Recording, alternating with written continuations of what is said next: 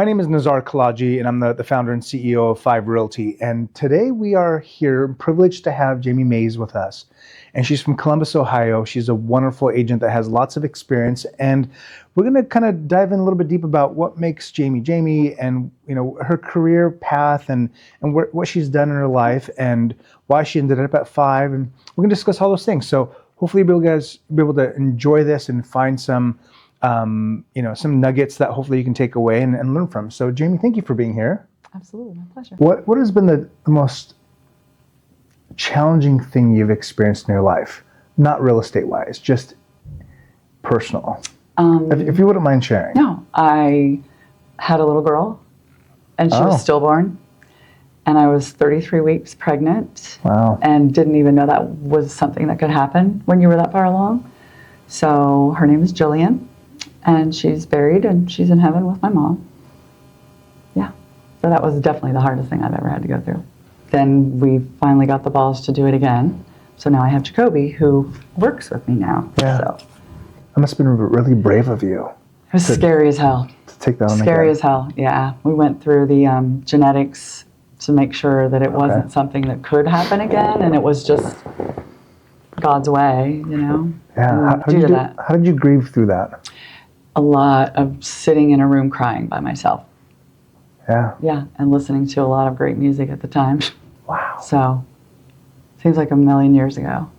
Yeah. But, I mean, everything happens to you for a reason. We all wish that we could have the hard times go away, or that didn't ever happen, but we are always grateful for the good times that come out of it, or the wins that come out of it. Absolutely. And I tell Jacoby he was my miracle baby, because we did have faith, and we did try again, and it wasn't easy. The whole pregnancy was scary as hell. Sure. But he's truly a gift from God. So they all are, but And he's a big, tall kid. Yeah. Yeah. I'm going to say big. God knew what he was doing. Yeah. Let's just say that. God had a plan. Okay.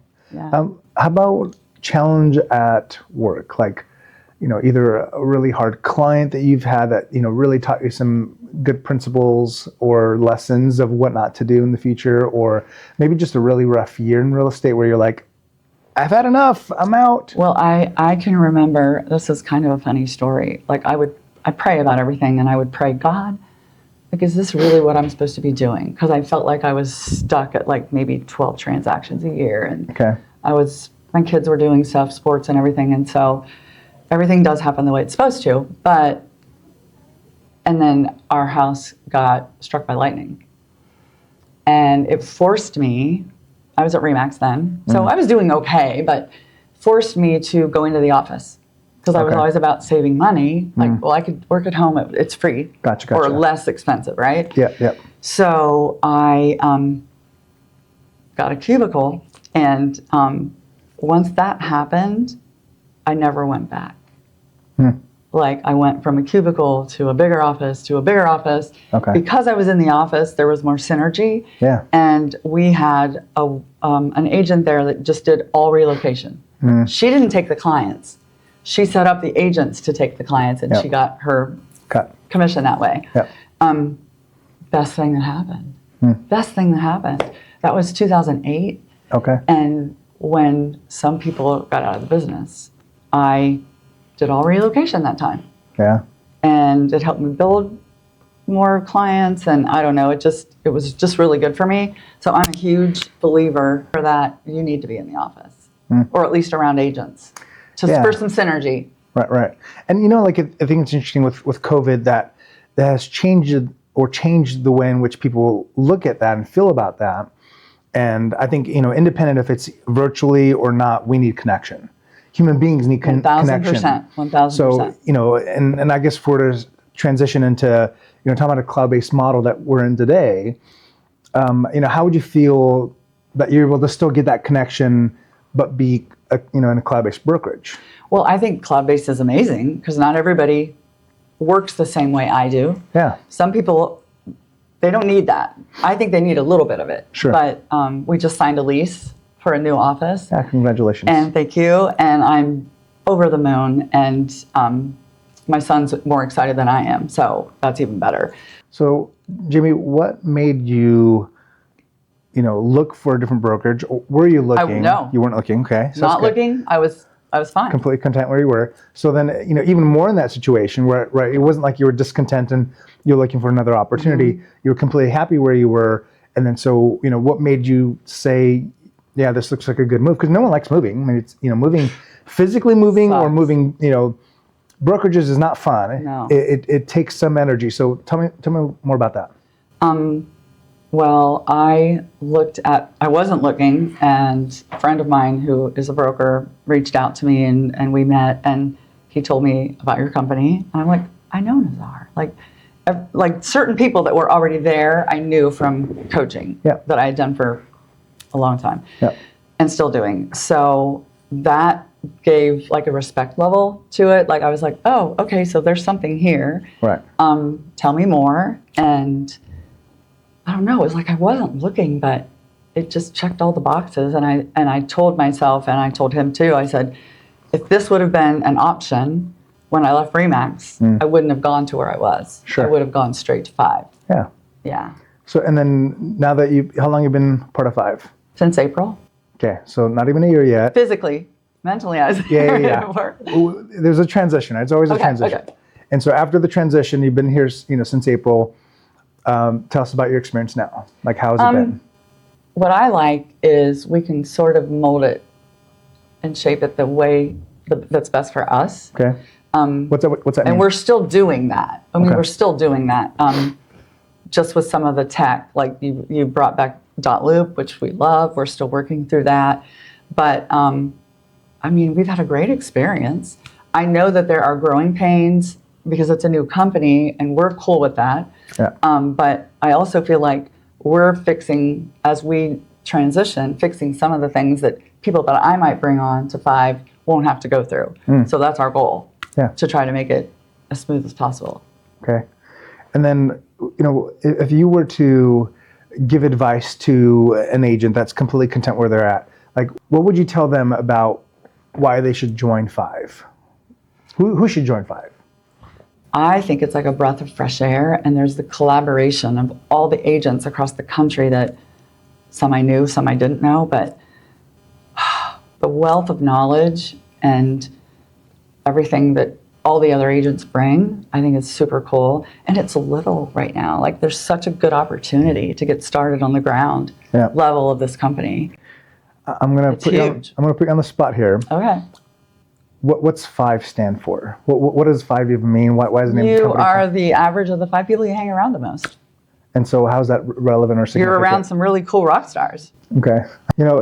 When starting Fiv and being a part of this process, and as we continue to evolve and grow, the more people join, the more, just different facets of people and their experiences in life. And, when someone talks about their experiences and just being a human being, right? Like I think we all crave connection, and there's power in that.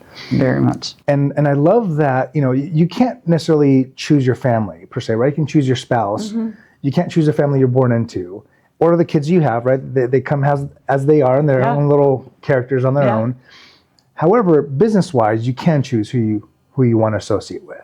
Right. And I really do believe that the people that have a desire to buoy you up and help grow and celebrate the wins, and then be there for the losses and everything between, is magical and amazing. And I love that about what we're building here at Fiv. What is one piece of advice would you give to somebody? Let's do one personal piece of advice that, if you were to, I know that you're a grandma now, so congratulations. What advice would you give to your son? Okay, so keeping all the boys in the family, that's good. And what advice would you give to an agent that was starting out? So let's start. Okay. Let's do those things. One size does not fit all. Like, you need to figure out what drives you, what your passion is. Yeah. Because it's not going to feel like work as you get older, and like, follow your heart, lead with love. For an agent, that's easy. Take away the emotion. This emotion of this position and this job will kill you. So many agents get out of the business because they can't deal with the emotion. you have got to realize that not everything is your fault. You might have to hold people's hands and walk them through things and cry with them, but try to not answer questions or react. Quickly, you need to keep the emotion out. Yeah. It's kind of funny, like as you're sitting there, I'm getting emotional, and there's been lots of changes in my own life personally over the last 3-4 years, and I would say that the advice that I would give to another human is allow yourself to feel, which is kind of funny because you just said take the emotion out of it, which I think as an agent, as an agent, not the principal of a transaction. Yes. As an agent, you need to be the grounding person for that person to lean on. As a human, I believe that, especially as a man, and maybe it was in my culture or just I think masculinity as a whole, we're told, suck it up, don't cry, be strong, and even though there's some strength to that, there is, allowing myself to finally feel has been something that is drastically changed the way I view life now. That I wish I can tell that little boy Nazar, it's okay to cry. Yeah. It's okay to feel. That's good. It's okay to be able to feel negative emotion, because if you don't allow yourself to feel negative emotion, then you'll never really allow yourself to feel the good, the love, the amazingness. Because if you buffer in the middle, if you numb yourself, then you live a life where you're just kind of a shell. Just half. Yeah. And that's good advice. And that's a hard lesson to learn. Well, that's growth. Yeah. Growing is painful. It's hard. It is. But adulting is hard. Jamie, one additional question for you. If someone was, if you overheard someone saying, I'm kind of contemplating joining Fiv or maybe a different model or maybe staying put, and they're on the fence, what advice would you give them? Well, it's just for now. Like, if they come to Fiv, they're on the fence and they decide to try it, they can be here for a year, feel it, decide if it's for you. You don't have, it's not forever. It's a fair point. Yeah. Yeah, you're not marrying anybody, right? No. Even that, right? Right. I mean, I know it's work to do it, but it could be the best decision of your life. Yeah. And if you just sit and don't make a decision, you'll never know. Yeah. It's interesting. A therapist once told me that fear is there as a protection mechanism. However, sometimes fear, because there's no physical danger. Right. But your subconscious doesn't know the difference between fear of physical danger versus fear of, I'm afraid of doing something new.